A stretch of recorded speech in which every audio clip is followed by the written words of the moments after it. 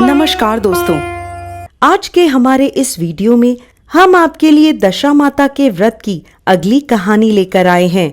एक समय की बात है, किसी नगर में एक राजा राज्य करता था। उसकी रानी कोमलांगी यानी बहुत कोमल थी। वो फूलों की शैया पर शयन करती थी। एक दिन फूलों के साथ एक कच्ची कली भी आ गई। कच्ची कली के कारण उसे सारी रात नींद नहीं आई। वो करवटें बदलती रही। राजा ने पूछा, प्रिय, आज क्या बात है जो तुम्हें नींद नहीं आ रही?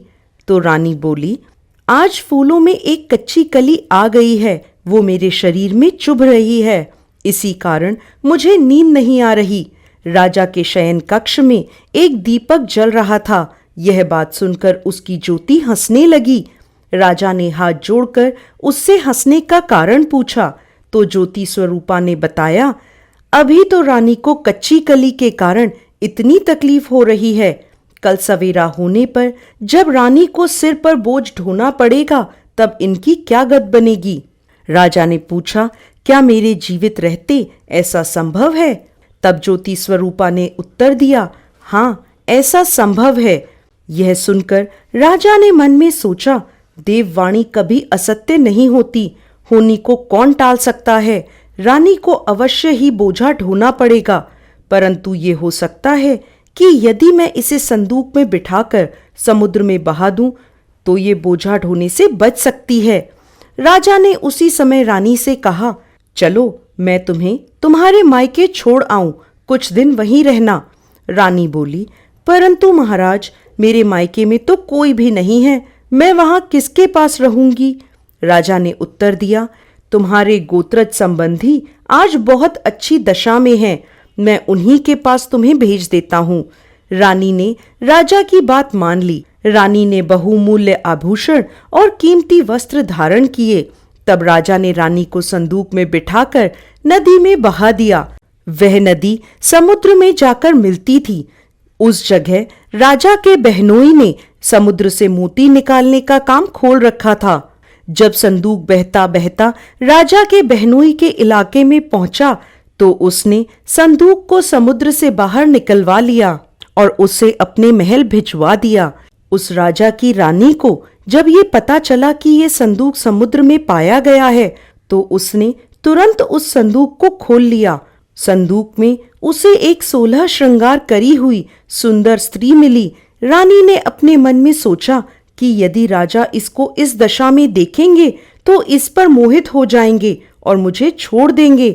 इसलिए उसने उस रानी के सारे जेवर उतरवा लिए और उसे फटे पुराने कपड़े पहना दिए और संदूक में बंद कर दिया।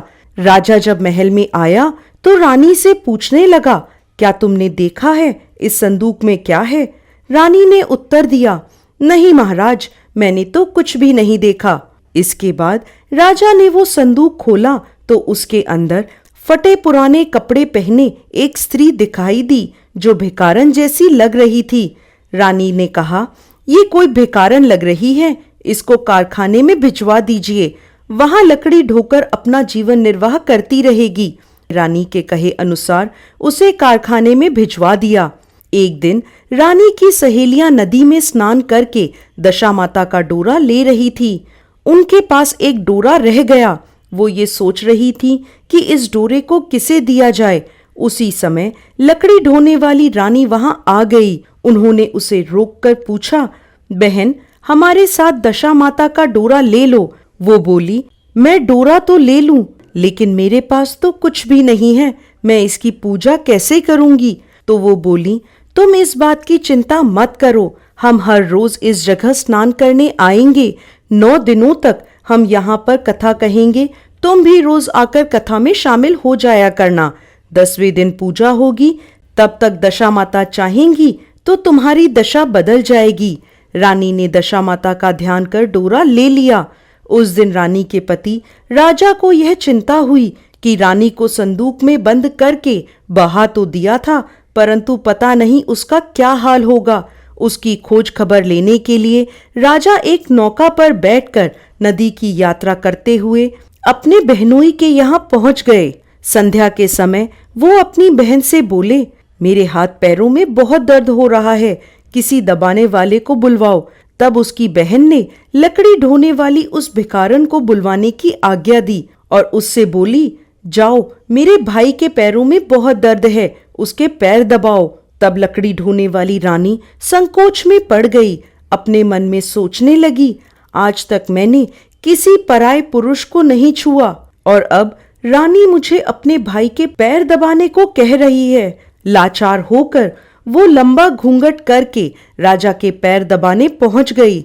जैसे ही उसकी नजर राजा के पैरों पर पड़ी तो वो रोने लगी।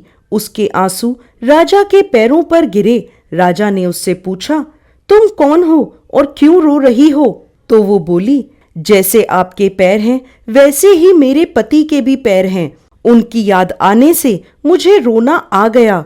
रानी की आवाज सुनते ही राजा ने उसे पहचान लिया और बोला, मैं समझ गया, अब तुम्हें पैर दबाने की जरूरत नहीं है। तुम्हारे भाग्य में जो लिखा था वो तुम्हें भोगना ही पड़ा। मैंने उसे टालने के लिए जो उपाय किया था उसका नतीजा उल्टा ही निकला। तुम्हें मेरे जीते जी लकड़ियां ढोनी पड़ी। सवेरा हुआ परंतु अतिथि राजा सोकर नहीं उठे तो उसकी बहन को चिंता होने लगी। रानी ने कमरे में जाकर अपने भाई को जगाया। उसका भाई बोला, मेरी तबीयत ठीक नहीं है, मेरे सिर में दर्द हो रहा है, मैं अभी आराम करना चाहता हूँ, मेरा मन भी बहुत व्याकुल हो रहा है। रानी ने पूछा, आखिर क्या बात है, कुछ तो बताइए। राजा ने कहा, बड़ी शर्म की बात है, मैंने तुम्हारी भाभी को संदूक में बैठाकर तुम्हारे पास भेजा था, परंतु तुमने उसे एक भिखारन बनाकर लकड़ियां ढोने पर लगा दिया। तब उसकी बहन बोली, भैया मुझे क्षमा कीजिए, मैंने उन्हें नहीं पहचाना था। ऐसा कहकर उसने दासियों को भेजकर उसे अपने पास बुलवाया। लकड़ी ढोने वाली रानी के आने पर उसने अपनी भाभी से माफी मांगी और उनके पैर पकड़ लिए। कुछ दिनों तक वो दोनों उनके यहाँ रहते रहे। उसके बाद राजा रानी को अपने साथ ले गया। रानी ने अपने महल पहुंचकर सुहागनों को भोजन कराया और बड़ी धूमधाम से दशा माता के डोरे की पूजा की और नगर में ढिंढोरा पिटवा दिया। आज से अमीर और गरीब सब दशा माता का डोरा लिया करें और श्रद्धा पूर्वक पूजन किया करें। जिसके पास पूजन पारण के लिए धन की कमी हो तो वो महल से ले जाए। हे दशा माता, जिस प्रकार रानी के दिन दशा माता ने फेरे वैसे ही सबकी दशा को ठीक रखना। जय दशा माता।